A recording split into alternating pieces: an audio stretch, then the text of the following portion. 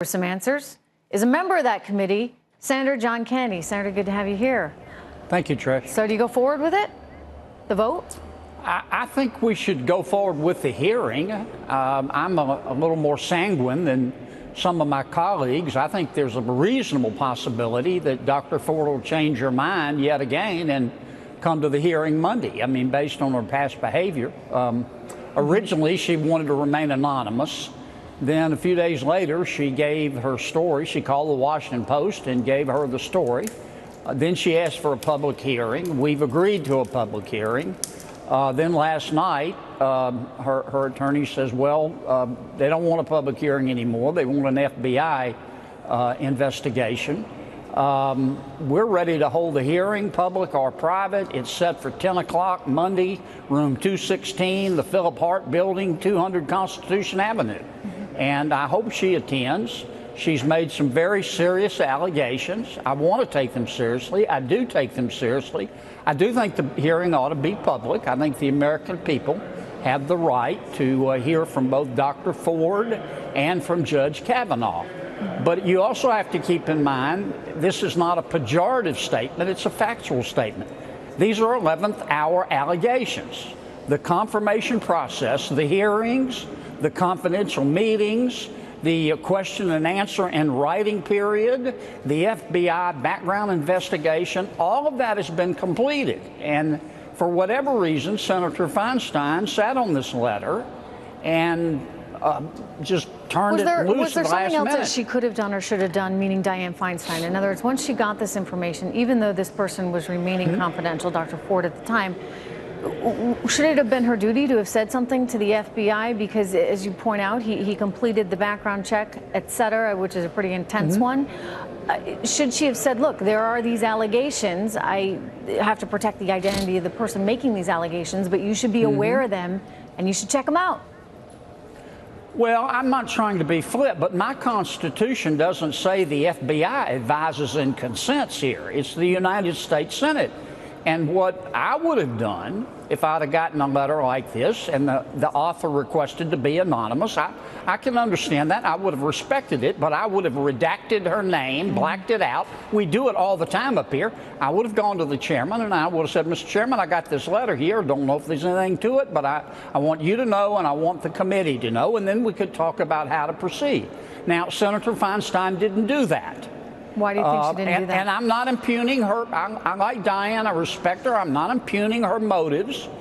But had she done that, instead of waiting until the entire process is over, we had a confidential meeting, which is customary, it's protocol, with the nominee. By we, I mean just the senators and the nominee. That's another point when you're supposed to be able to bring up information privately that you don't want to bring up in a hearing. I mean, no disrespect, but Dianne didn't even come. She didn't even attend.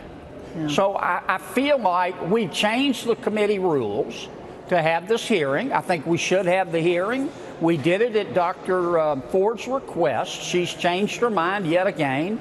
I think she might change her mind a third time and decide to come, and I hope she does. Look, it would be nice if she did. You know, as I said earlier, and I'll say it again, no woman should ever have to go through what she described. Period. Agreed. End Absolutely. of story.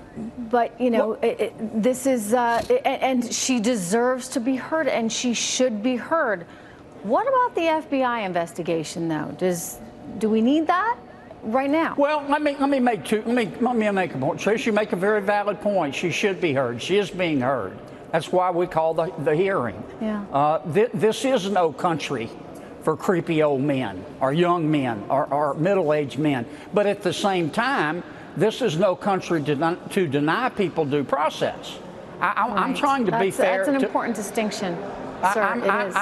I'm trying to be fair to Judge Kavanaugh as well as Dr. Ford. But Dr. Ford has to meet us halfway. Number two, in terms of your question, I don't have enough information to call for an FBI investigation. In fact, I don't have any information. Every bit of the, you know who has the information? The Washington Post and the New Yorker. They're the ones that have been in touch with Dr. Ford. No disrespect to fine publications, but the Constitution doesn't say the Washington Post and the New Yorker magazine get to advise and consent either. It says the United States Senate. I have no information, zero, none, nada. Would you consider a private meeting with her, Senator? I haven't even seen the letter yet that she wrote to Senator Feinstein. Would you consider a private meeting? I mean, could your committee I will do it this privately. I will do it privately. I will do it publicly, reluctantly publicly. I think that privately. I think that the American people deserve to hear both, and the American people will draw their own conclusions. But if the professor wants to do it privately, I'll agree to do it privately. I understand. I hadn't talked to him, but Senator Grassley, who's done a great job here, in my opinion, offered to send a team out to California or wherever she happens to be. But our deadline is October 1. And you're not going to change it? That's not a political deadline. I'm tired of the political and cultural combat. But are you going to change it at all? I mean, you said the deadline is October 1. Is there any chance it changes? We owe it to the American people to have a Supreme Court justice nominated and confirmed by October 1. And I'm prepared to do that and make the decision on the best information that I have available to me. And Dr. Ford, if you're listening, please attend the hearing. Please attend the hearing. We want to hear your story. The American people want to hear your story, but you got to meet us halfway. And you're sticking to your deadline? Yes. All right. Thank you, Senator. We'll see what happens. She might change her mind.